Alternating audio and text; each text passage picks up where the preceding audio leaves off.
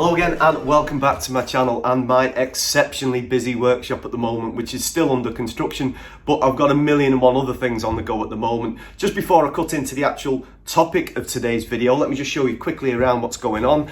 Down here, we've got a lovely piece of oak, which is going to be a nice side table for someone. That's an order.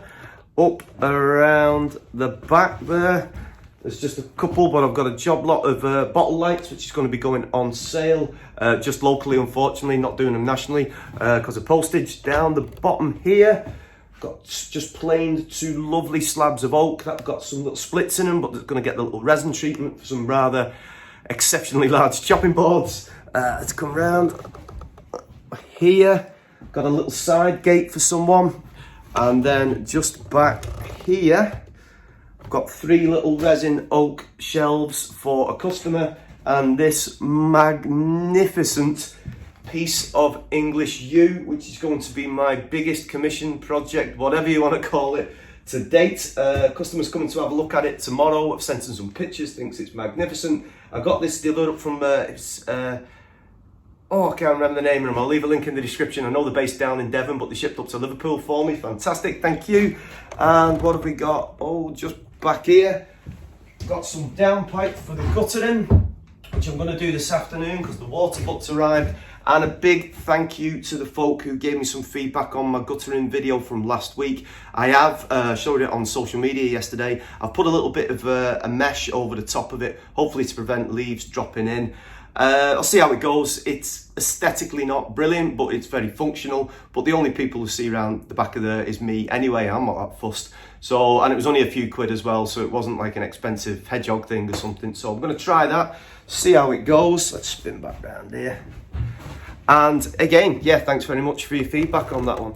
Now, I just want to briefly talk today about the electrics in the workshop and the preparation for it, really. I haven't done any discussion about this because this was all obviously outsourced to a fully qualified electrician. And I did get quite a few quotes in, and I went with Joe, JD Electrics, and I'll leave, in fact, I'll leave his Instagram stuff link in the description. And also, if you want to get in touch with Joe, he's based in Crosby, which is just kind of north of Liverpool. And, you know, if you want to get in touch with him, get in touch with me and I'll forward on his details for you. I would wholeheartedly recommend him. I thought it was absolutely exceptional what he'd done for me, and his attention to detail and his communication was just fantastic. But anyway, I just want to talk a little bit about the prep work for prior to getting the electrics done, because it's actually a year ago to this weekend that the groundworks was laid. The concrete was actually put in. I can't believe that was a year ago. Anyway, I knew obviously the electrics were going to have to be fed from the house, but I know zero about electrics. But I did know obviously something about armoured cable. I'd heard about that kind of thing. So I asked the guy, Mark, who'd done the groundworks, whether he would dig a trough for me to the back of the house. There's a picture up here, which he very kindly did. Now, anything you hear from me is just my experiences. You need to consult a fully qualified electrician when it comes to these kind of things, not just some random bloke off YouTube. But the actual trough, I think it was just shy of 70 centimetres or something, and I think the regulations are, I think it used to be 65 centimetres deep, now I think it's 70 centimetres deep. Again, go and do your own research, speak to your electrician for running the cable from the house or from the junction box or whatever it is into the external buildings. Again, don't know too much about it, do your own homework. And so yeah, Mark very kindly cut the trough. It was in and around 70 centimetres deep. Now, once the trough was dug, I knew that it was going to be 4 or 5 months before the workshop was going to be up and the electrics going to be getting installed. And this presented a bit of a problem because we had this trough going all the way across our garden to the back of the house, and we have a fire in the lounge and the wood stores at the back of the garden. And I was starting to get a little bit worried that I would come out in the evening needing some of these, having had a few too many glasses of this, falling down that and needing one of these. So yeah, seriously, it was getting a bit of a concern. So the idea then became, well, I need to put some kind of pipe down there, which the armour cable at a later date can be fed through, and then I can cover the turf back over. But I didn't know anything about cabling, and I started doing a bit of research online, and I genuinely was like, I just didn't have a clue. I was way out of my depth. So I went to my local builders merchants and I bought some 50mm UPVC pipe. And when the electricians, when I got a variety, came around to give me quotes, one of them actually kindly said you could probably power the postcode with piping that big. So I think it was 25mm the armour cable that went in. But I put that down, the 50mm pipe. So I got some corner pieces, and then, as you can see as I'm going along here, I just laid the pipe down. The joins, I used some of this UPVC cement, I think it was called, and that set very quickly and seemed to be fine, perfectly fine. And I laid the pipe all the way along. Now, I showed some of these pictures on my Instagram feed and my social media feed, and got some great feedback from some sparks who were out there, but just some other folk who pitched in. And one guy said, have you considered throwing down an Ethernet cable whilst the trough's there? Never even considered that, and I thought, what a great idea. So I got some tubing for that and then fed that through. A little bit more difficult than initially I thought, but I come up with one or two ideas which I'll just show you here.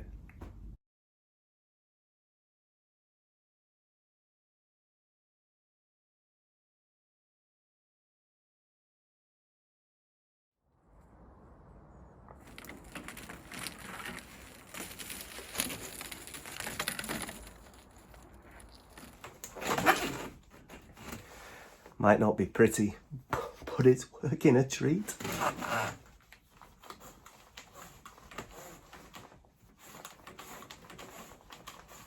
And another suggestion given to me by one of my followers said it'd be great for the electrician if you could run some blue nylon rope through the big pipe, the PVC pipe, because it'd make their job so much easier when it comes to actually installing the armour cable. Again, never considered that, so I fed that through. And all the guys who came round to give me the quotes said, oh, that's such a big time saver, so thank you very much for that.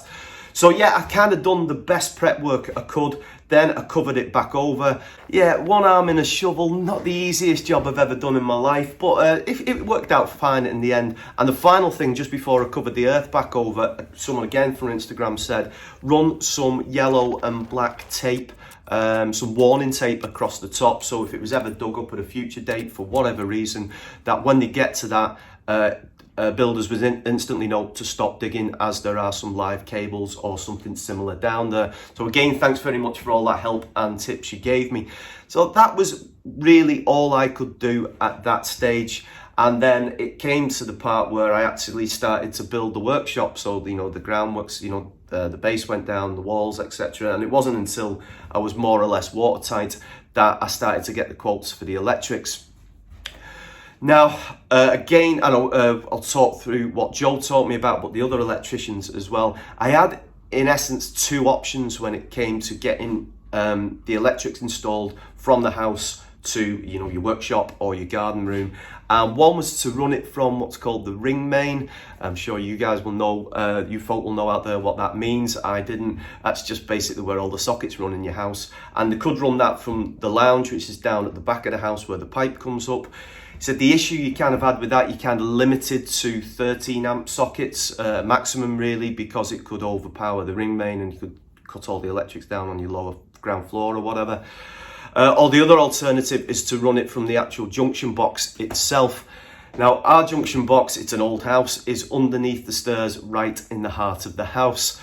Not the easiest option to do, but I had some choices. Obviously, that was going to be slightly more expensive than running it from the ring main, and I had to have a little think about it. And I decided to, in the end, to go with the junction box because I wasn't sure where we were going in terms of future, and I wanted to future-proof things. And I'm so glad that I did, because, you know, I bought my planar thicknesser, which runs off a 16 amp socket. So thankfully, yeah, I run it from the junction box. And the best way we ended up doing it, because we didn't really want to take floorboards up and stuff, and our ground floor is concrete, is the wiring went up into the loft, across the loft itself, and then down the side of the house to the pipework that I'd laid, and then they ran the armoured cable through there up just to the side of the workshop. And that was minimal disruption. In fact, there was hardly any drilling in the house, because he just used existing kind of pathways, if you like, to get to where that was. And what a great solution, and I'm so glad I did that.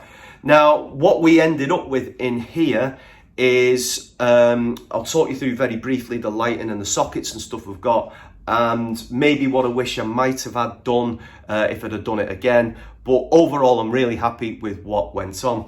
Now, I have had a few questions about the lights. Now, if I scan up to there now these are 600 by 600 LED panel lights, and I got 8 of them. And now I did ask, if you have had a few folk asked, how many have you got installed, and how big is the internal layout, how big's the actual internal part of your workshop. Now, I don't actually know, because I haven't factored in. I know the floor is 24 foot by 12, which is 7.3-ish meters by 3.6-ish meters, but I don't know the actual internal measurements. But what I am going to do, because I'm so impressed with this, and if you've seen this on my guttering video, you'd be even more impressed how we use this, is my new Hupar laser measure thing. So what I am going to do is I'm very quickly going to measure the internal dimensions, and then I'll tell you why I went with 8 lights. Excuse me a minute. All right, so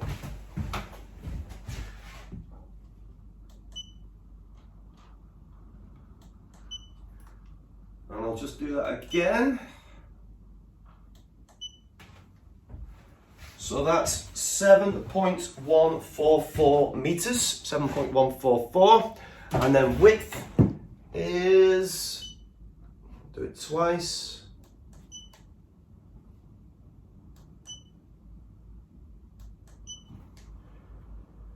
3.492. Okay, so my first one must have had a bit of a shaky hand, put me a millimeter out. So that's 7.143 meters by 3.492. Now, most of the electricians, when it came around, said, "Are you sure you want 8?" And I'm really glad I did. And Joe, who fitted him, said, "Yeah, it's perfect for in here, because when you're filming and stuff, you've got to be mindful of the lighting if you do the kind of thing that I've been doing.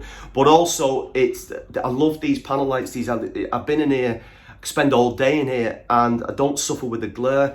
Where I work, they still have the old tube lighting, not strobe lighting, what we call it, and they can really make your eyes kind of watery, and it's horrible, not the nicest. But in here, I can be in here all day with these on. What I did do, or I did ask Joe to do, is he fitted 2 switches for me, so I could have them just 4 on at a time if I want to, or I can have all 8 on at once. So that's these things, that's the lights. Let's just briefly talk you around the sockets and the location. If I spin this round here,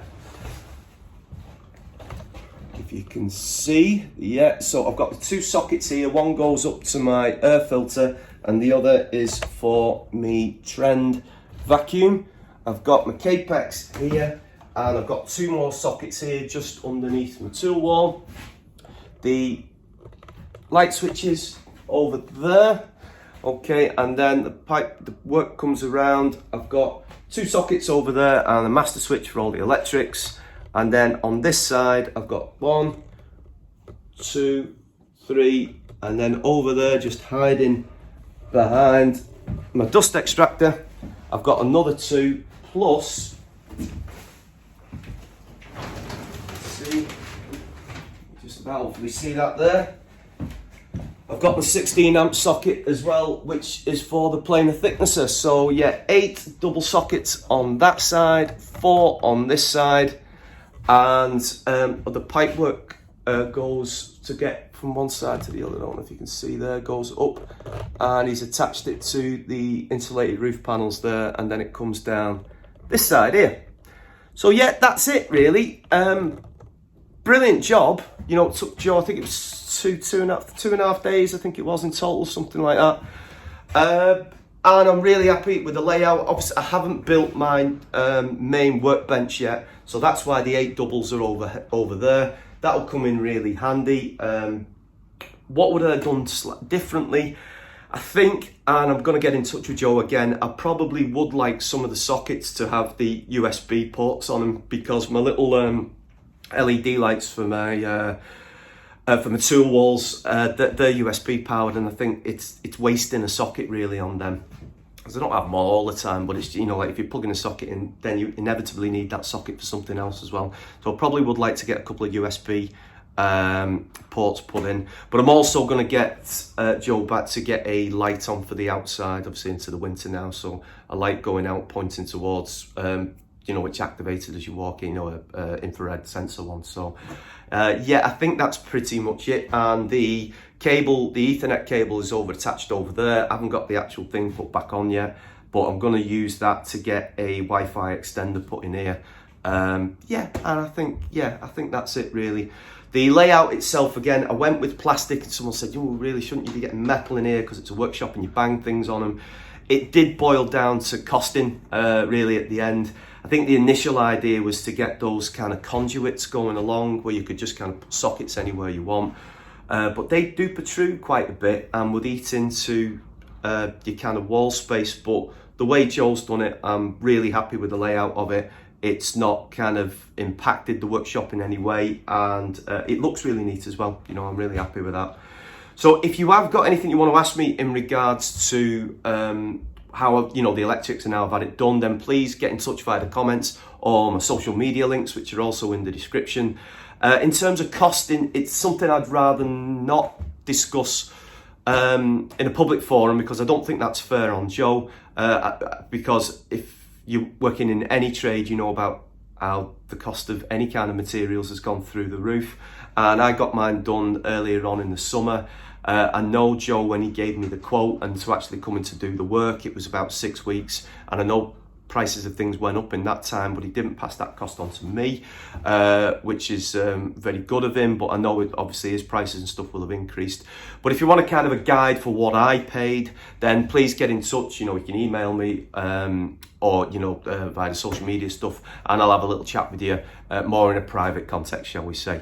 Well, I think that's pretty much it. I've got to get back to work because, as I say, there's a million and one things to get done.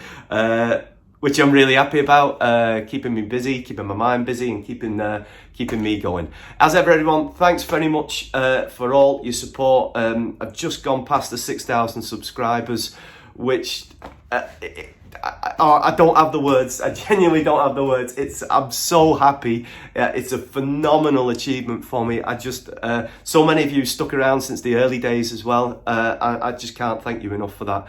As everyone take care, look after yourselves, and I'll see you soon. Thanks for watching.